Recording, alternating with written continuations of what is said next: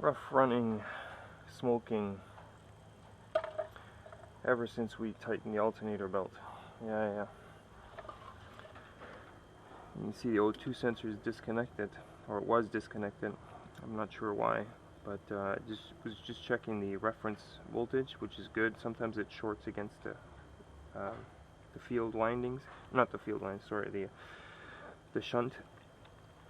But I'm just taking a fuel sample now. Just bridge the fuel pump contacts, get a fuel sample.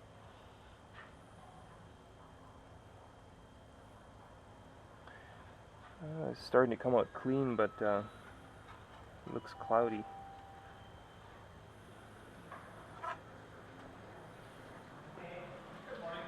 This is the first sample.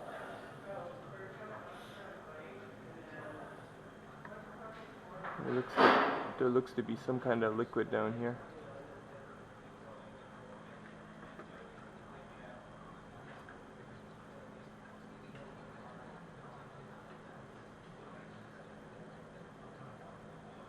Might have some water in the system. It's definitely looking cloudy. It shouldn't be this cloudy.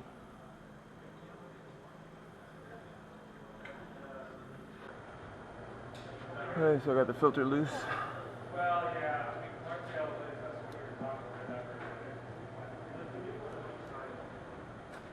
And I'm hoping to see a bit of water in here.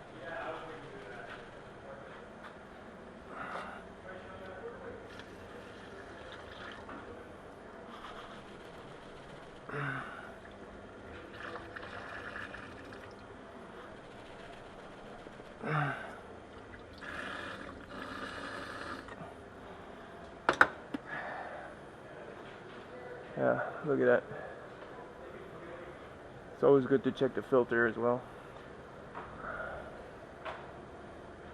So I'm just smoke testing it, forcing smoke into the tank. It's going to go into the evap tank here. And I see some coming out here. You can see all this mud collects, and then it collects water and it rusts stuff out.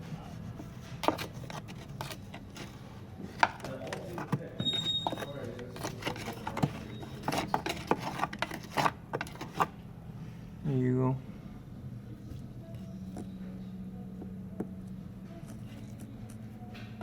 There's a nice rust hole right there.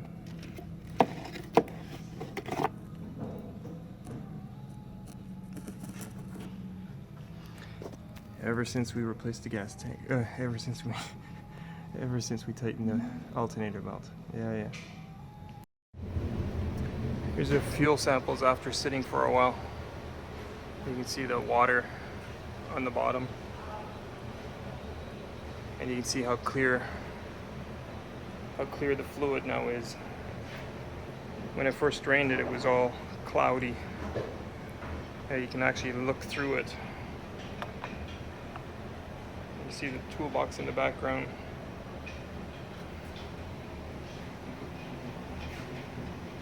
So yeah, definitely water.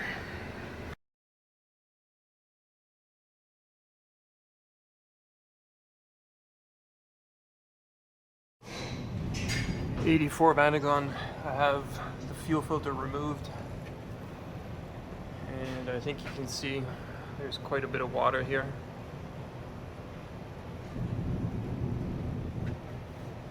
Just smoke testing the tank right now. This hose is leaking a little bit. There's quite a bit coming out from under here. So I'm going to clean all that dirt off. It could be that the collar nut here, or the metal collar is degraded. On the other side though, and there's a seal up here which I'm going to investigate as well, but I'm just going to show you the other side. So the driver's side, and you see the crack here.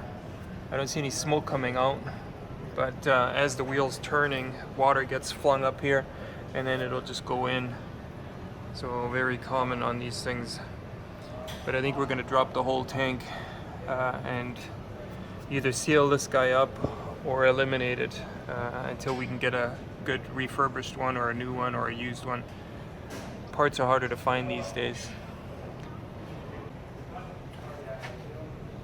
And I think this is the biggest place where moisture is getting in. So I'm going to clean this out and then I'll get you a better shot after.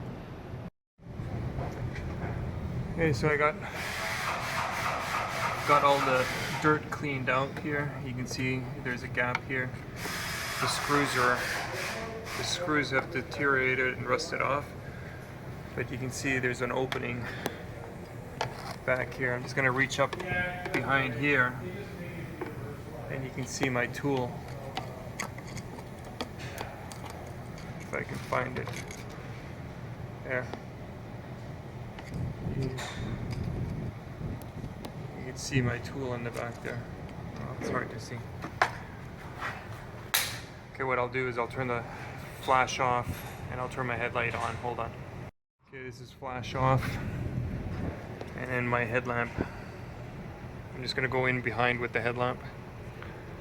If I can figure out the beam. There you go. You can see no light. Here you can see the light. So you got a rust hole in here.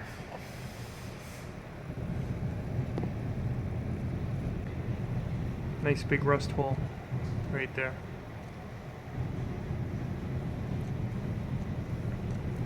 Time for a filler neck, and we're probably going to drop the whole tank as well. Do a reseal, check the inside of the tank.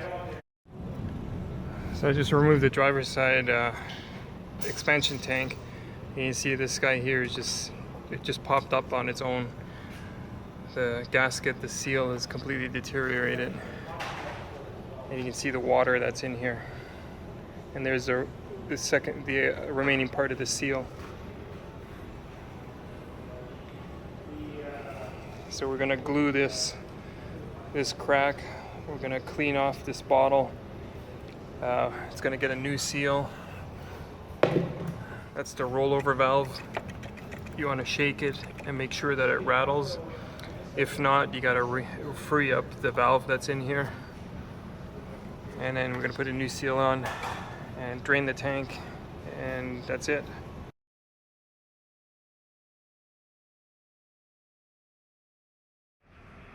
Okay, it might not be pretty, but it's definitely better than what it was. So again, I had duct tape all around it, and then I just used this epoxy. It's a 3M product. I'll probably overlay what it is in the video here, and we're going to tell the customer there's no guarantee, and it's up to him to find a replacement. The boss is not going to spend time hunting one of these things down. And I did the same thing on the expansion bottle.